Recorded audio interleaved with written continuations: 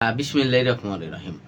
দেখেন যে নিষিদ্ধ ঘোষিত আওয়ামী লীগ কিভাবে নির্বাচন ঠেকানোর জন্য আপনি চেষ্টা করতেছে এবং পরবর্তী যে আপনি নির্বাচন তো ঠেকাতে পারবে না এবং নির্বাচনের পরে আগামীতে কি কি পরিকল্পনা নিয়ে এগিয়ে যাচ্ছে।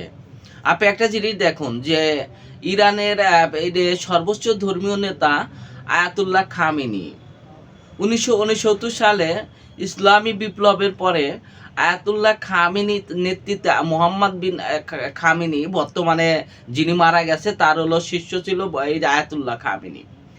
এই আয়াতুল্লাহ খামেনিকে আপনি সরা দিতে এবং রাজা পহেলিকার ছেলেকে আপনার ইরানের প্রেসিডেন্ট বানাতে আমেরিকা বা পশ্চিমা বিশ্ব যে পরিকল্পনা করতেছে, যে যেমন একদিকে আপনার পশ্চিমা বিশ্বগুলো আপনার রেজা পহেলিকার ছেলেকে আপনার সবসময় হাইলাইট করতেছে।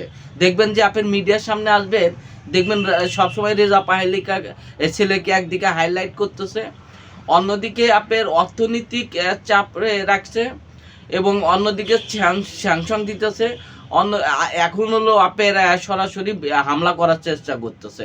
তাহলে দেখেন যে আবার একদিকে দেখা যায় যে আপনার তাদের যে মন্ত্রী সভা আছে, এই মন্ত্রী সভার মধ্যে বিরোধ তৈরি করার জন্য আপনার মিডিয়ার মাধ্যমে এক এক সময় এক এক জায়গায় দেখবেন যে কত আপনি CNN দেখেন, BBC দেখেন, ফক্স দেখেন, দেখবেন এক এক দিন এক এক নিউজ করতেছে যে ইরানের ভিতরে যে আপনার একটা দণ্ড, যে মন্ত্রী সভায় একজন আরেকজনকে চোখে অর্থাৎ সুন্দর চোখে সৃষ্টি করা, সুন্দর তৈরি করা।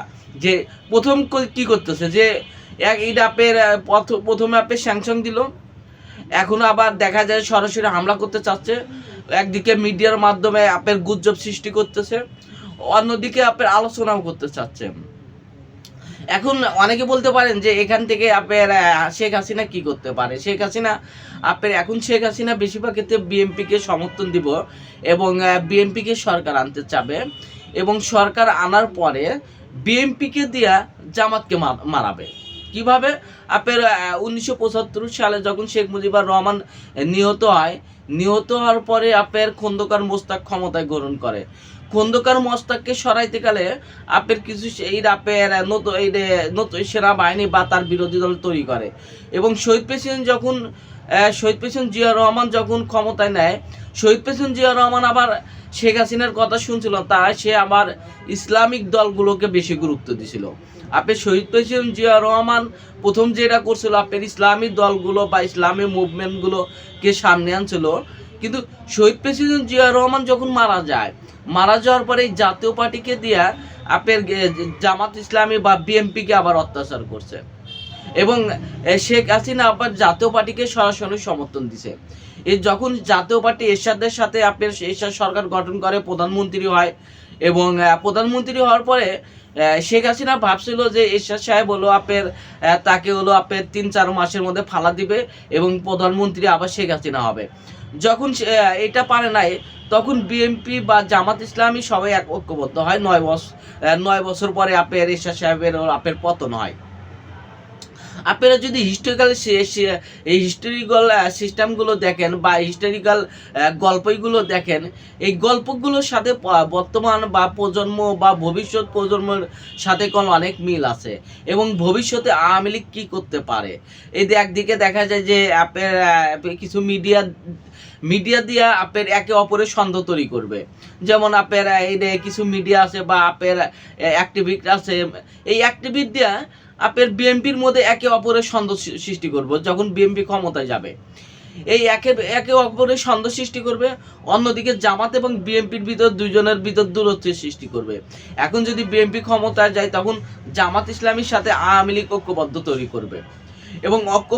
করবে এবং অন্যদিকে বিএনপির সাথে আপনার এই আওয়ামী লীগ ঐক্যবদ্ধ সৃষ্টি করতে চাবে। এই ঐক্যবদ্ধ সৃষ্টি করার পরে আপনার জামাত ইসলামী বা ইসলামিক রাজনীতিবিদদের উপরে অত্যাচার সৃষ্টি করবে যে আপনি ইসলামিক দলগুলোর পুরো অত্যাচার করেন। যখন ইসলামী দলগুলোর পুরো অত্যাচার করবে, তখন এই ইসলামী দল এবং আপনার বিএনপি এরা লাগবে দুইজন হলো মারামারি। যখন এরা দুজন হানাহানি শুরু করবে, মধ্যে থেকে জাতীয় পার্টি এবং আওয়ামী লীগ সামনের দিক দিয়ে ঢুকে পড়বে। যে মাস্টার প্ল্যান, যে আগামী 5 বছরের মধ্যে কিভাবে এই যে সরকার আসুক, এই সরকারকে ফালা দিয়ে তাদের ভিতরে আবার নতুন সরকার বসানো কিভাবে বসাবে, আওয়ামী লীগ এবং ভারতের নতুন প্ল্যান তৈরি করবে। এই প্ল্যানগুলোকে যদি সাকসেসফুল হয়, যেমন তারেক রহমান যদি প্রধানমন্ত্রী হয়, প্রত্যেক সে কী করবে, এই যে এখন তারেক রহমান বা বিএনপির আশেপাশে যেগুলো লোক আছে বেশিরভাগকে তারেক রহমানকে আপনার যে বুদ্ধি দিতেছে, অনেকে আওয়ামী লীগের সময় হলো সুবিধা নিছে এবং ব্যাংকের থেকে কোটি কোটি টাকা লোন নিছে, তাদেরকেও অনেক ব্যাক রিপোর্ট আছে এবং অনেক সমস্যা আছে। যে সে হলো আপনার যদি বিএনপি করে তাহলে আওয়ামী লীগের সময় সুবিধা নিল কিভাবে।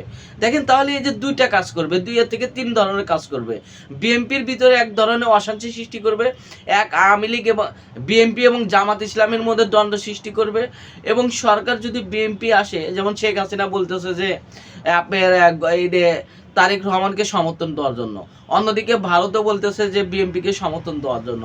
দেখেন বিএনপির এখন ভূ রাজনৈতিক বা আঞ্চলিক রাজনীতিক বিষয় নিয়ে স্পষ্ট খোলাসা করতে হবে যে বিএনপি আসলে ভারত সহ অন্য রাষ্ট্রগুলোর সাথে কোন ধরনের সম্পর্ক রাখবে। বিএনপি কি আপনার হেজুমনি সরকার গঠন করবে, নইলে আপনার শহীদ প্রেসিডেন্ট জিয়া রহমানের দেখানো পথ চলবে, না বেগম খালেদা জিয়া দেশনেত্রী তার দেখানো পথ চলবে। এখানে কোনো একটা প্রশ্ন আছে, নির্ভর করবে সরকার গঠন করলে যে সে কোন দিকে যাবে। সবাই ভালো থাকুন, আসসালামু আলাইকুম।